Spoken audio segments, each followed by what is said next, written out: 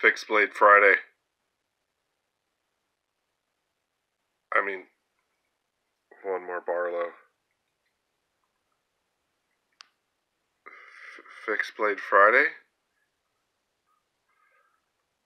One more beer. One more Barlow. I can't decide. Hello, Barlow lovers from around the world. Welcome to One More Barlow. One more beer. Episode 6. We are going to talk about... Oh, my light's twitching. Wright Son. Made in Sheffield, England. Handmade Barlows. Most of you have already seen these. These have been, episode 1, comparing this one to a Rosecraft, and also I have a video about my Wright Son collection. So you've seen these. I'm just recycling. This one was a little inspired because I'm running out of Barlows. Hopefully I'll get some more soon. Inspired by Jersey knife guy Pete. He just posted a video on his Wright Sons. Go check it out. I know most of you have seen his channel. If you haven't, go check him out. Subscribe. Great channel. Today's featured beer would be Lucille Indian Pale Ale from Georgetown Brewery. Darn tasty IPA. It is 6.9 alcohol by volume. This is one of their original, actually this is their original first IPA that they ever produced. It's got a real strong bitter flavor. If you don't like bitter beer, you will hate it. If you do like a little bitterness to your beer and less sweet, Lucille is the way to go. So, like I said, this is the Wright Son, handmade, Sheffield, England, Stag Bone. It's got the filed backwork and the filing on the spine of the blade. Oh, the initial pull is about 7, and then it pulls into a 9. I don't know if I can get the tang stamp in there. It's kind of hidden. I think these ting stamps might be different. Here we go. Sheffield, handmade, England.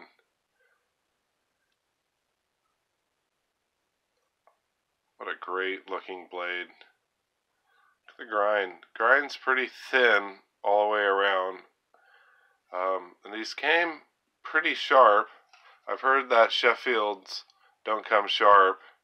I do want to throw a strop on it. Take a close look at the Stag Bone. It's not the greatest Stag Bone, but it's real. I think it was Thrifty Kniffy, who was saying it kind of looks tumbled to get these marks. I really like the crazy looking handle on this. Look at that. Just curves right with the hand, depending on which way you hold it. Blade is down the center.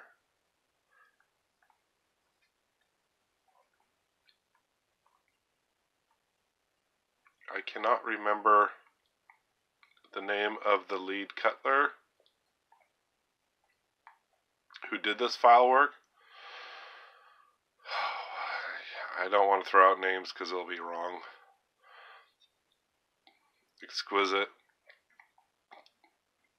Of course, got these from James & Company because I'm in America. You can order them straight from England. They'll probably be more expensive, but James & Co., if you haven't heard of them, all about pocket knives. They have all the Taylor Eyewitnesses.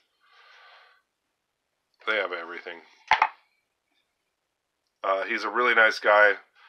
Eugene, Oregon area, not too far from me. This is the same knife, but without the file work. Let's see if we can get it in here. Zoom in on that ebony. Nice dark ebony. Now, some of their ebonies do have lighter streaks in them. A little bit more character. Very happy with this knife. Great deal. $39. Of course, you have to pay for shipping. Oh man, that pull. This is a 9. Maybe a 9.5. This tank stamp's a little different. Let's see if we can get on there. Wright, Sheffield, England. I really want to compare them real quick.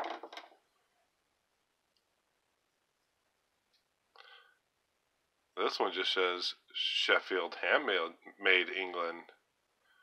Maybe this isn't an Wright Son. Oh, I'm sure it is. It's interesting they have different tank stamps, though. No half stops on these. Oh, man.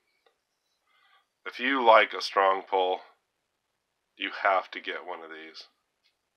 For sure, for sure. Get one of these. I was really attracted to the blade shape. I'm a huge clip point fan. Love it. The nail nick is pretty cool too. Little different position. Nice long nail nick.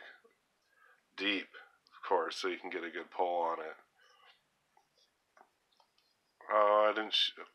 The back springs on this, I see 0 gap. Maybe something right there. So I guess that wouldn't be 0 gap.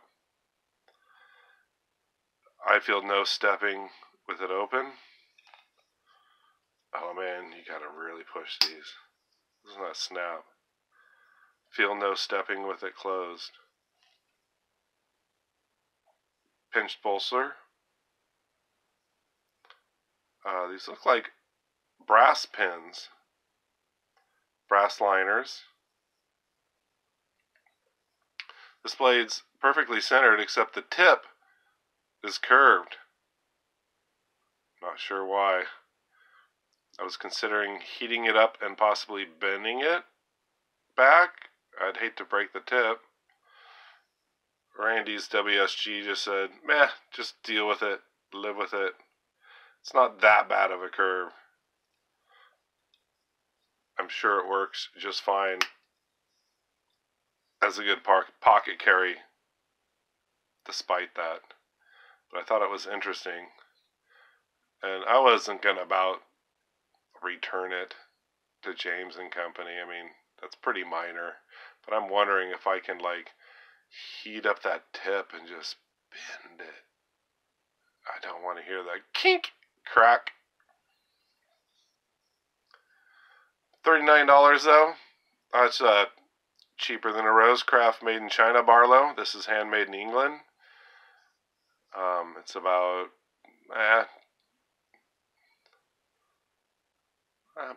it depends on what you're comparing it to. But these are great. They feel really good in the hand. I could have gotten the rosewood, but I do have other Arthur Wright and rosewood, so I kind of wanted to see their ebony. And I just put some of Ken's leather conditioner, which works well for a wood conditioner, on this also. Oh man, love that pull, love that snap. I'm not sure why that's off frame.